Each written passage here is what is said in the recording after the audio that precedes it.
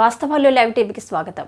Cyber నేరాలపై అవగాహన కార్యక్రమం ప్రభుత్వ జూనియర్ కళాశాల ఆత్మకూరులో జరిగింది.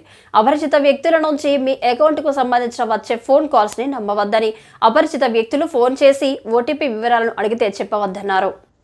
వాట్సాప్ గ్రూపులలో వచ్చే ఏపీకే ఫైల్స్ని మన ఫోన్లో డౌన్లోడ్ చేయవద్దని, మీకు లాటరీ తగిలింది, మీ అకౌంట్కు సంబంధించిన వివరాలు తెలపండి అని అంటే నమ్మొద్దని, మీ ఆధార్ కార్డు లేదా మీ క్రెడిట్ కార్డు లేదా మీ బ్యాంక్ అకౌంట్ క్లోజ్ చేస్తున్నామని, అప్డేట్ గురించి మిమ్మల్ని ఎవరైనా అపరిచిత వ్యక్తులు సంప్రదిస్తే నమ్మవద్దని, మీ పేరుపై పార్సిల్ వచ్చింది అని ఎవరైనా మిమ్మల్ని బెదిరింపులకు గురి చేసినా లేదా డబ్బులు పంపమని బెదిరించినా నమ్మవద్దని, ఎవరికి డబ్బులు పంపవద్దని, మీకు వాట్సాప్లో వీడియో కాల్ చేసి మేము సైబర్ క్రైమ్ పోలీసులము, మీరు సైబర్ క్రైమ్ చేశారు, మీపై సైబర్ కేసు నమోదు చేస్తున్నాం అంటే నమ్మవద్దని, వేకప్ లాంటి నకిలీ యాప్లలో పెట్టుబడులు పెట్టరాదని, హెల్ప్ లైన్ నంబర్ల కోసం గూగుల్లో ఆన్లైన్లో సెర్చ్ చేయరాదని, ఇట్టి అవగాహన కార్యక్రమంలో ఆత్మకూరు ఎస్ఐ నరేందర్, వారి సిబ్బంది ఏఎస్ఐ రోషన్న, కానిస్టేబుల్స్ యుగంధర్, బాలరాజు, భీమయ్య, స్థానిక ప్రభుత్వ జూనియర్ కళాశాలలోని విద్యార్థులు, అధ్యాపక బృందం పాల్గొనడం జరిగింది.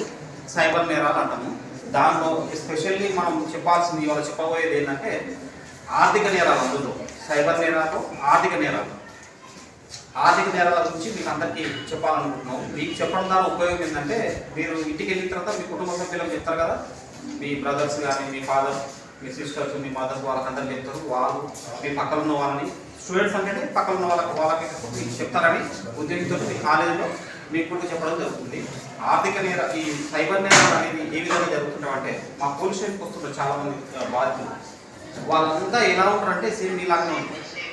వాళ్ళు ఎవరు కూడా పేపర్ చూసేవాళ్ళు కాదు, న్యూస్ చూసేవాళ్ళు కాదు, ఏది కాదు. వీళ్ళంతా ఎప్పుడుగా పేపర్ చదవరు, న్యూస్ చూడరు. దానివల్ల వాళ్ళకు మినిమం ఈ ఇంపార్టెంట్ విషయాలు తెలియకుండా పోతున్నమాట. వాళ్ళంతా ఏం చేస్తారు, చిన్న చిన్న మిస్టేక్ చేసిండ్రు. ఎవరో ఫోన్ చేస్తారు. మొన్న ఒక టీచర్ గారు, నేను చెప్పాను, ఒక టీచర్ గారు వచ్చారు మా దగ్గరికి. వచ్చేసి సార్ నా దగ్గర ఒకరు ఫోన్ చేశారు, మేము ముంబై నుంచి తైవాన్ వెళ్తున్న ఒక పార్సిల్లో కొరియర్కి సంబంధించిన ఒక పార్సిల్లో నా ఆధార్ కార్డు మిస్యూజ్ అయింది. అక్కడ నా పేరు పైన ఉంది అడ్రస్ అంతా కూడా.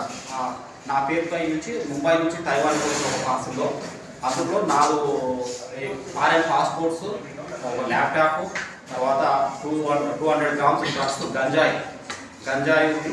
ఆ తర్వాత ఇంకోటి ఏదో చెప్పిండు,